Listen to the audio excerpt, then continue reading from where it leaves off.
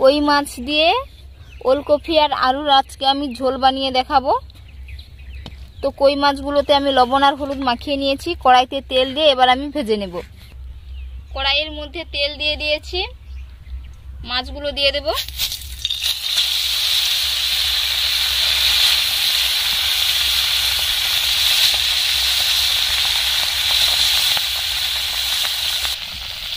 এক পিঠ হয়ে গেছে, আর একটু উল্টে দিচ্ছি। কই মাছগুলো আমি বেশি ভাজবো না, হালকা করে ভেজে নেব। এই মাছ বেশি করে ভাজলে স্বাদটা নষ্ট হয়ে যায়।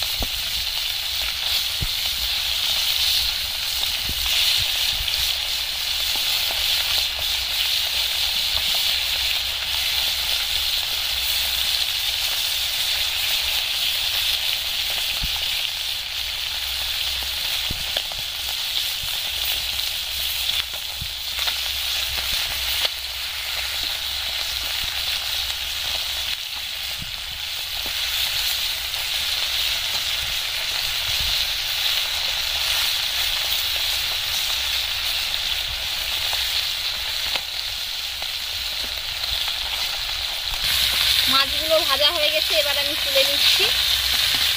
একবারে হালকা করে ভেজে নিয়েছি। কড়াইয়ের মধ্যে তেল দিয়ে কপি আর আলুগুলো হালকা করে ভেজে নেব।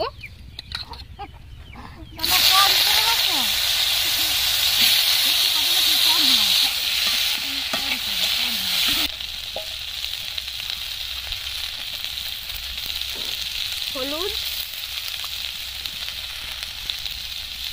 আর লবণ দিয়ে ভেজে নিচ্ছি কপিগুলো।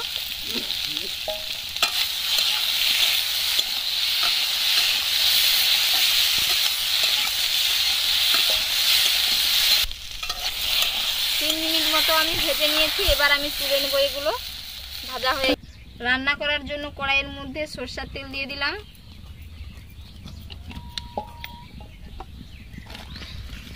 ফোড়ন হিসেবে আমি এখানে জিরে দিচ্ছি, গোটা জিরে। ফোড়নটা ফুটে গেছে, পেঁয়াজের বাটা দিয়ে দিচ্ছি।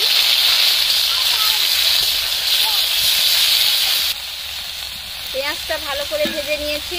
এর মধ্যে আদা বাটা, লঙ্কা বাটা, জিরে বাটা। মশলাটা খুব সুন্দরভাবে কষানো হয়ে গেছে। এর মধ্যে আমি একটু লঙ্কার গুঁড়ো,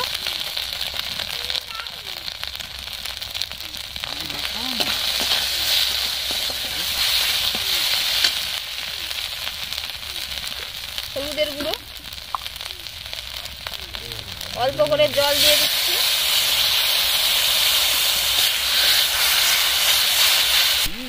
মশলাটা খুব সুন্দরভাবে কষানো হয়ে গেছে। আমি ভেজে রাখা আলু আর কপিগুলো দিয়ে দিচ্ছি।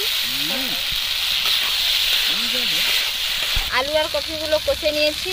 এর মধ্যে আমি জল দিয়ে দেবো পরিমাণ মতো। কপিগুলো সিদ্ধ হয়ে যাবে, হালকা করে ঝোল ঝোল থাকবে।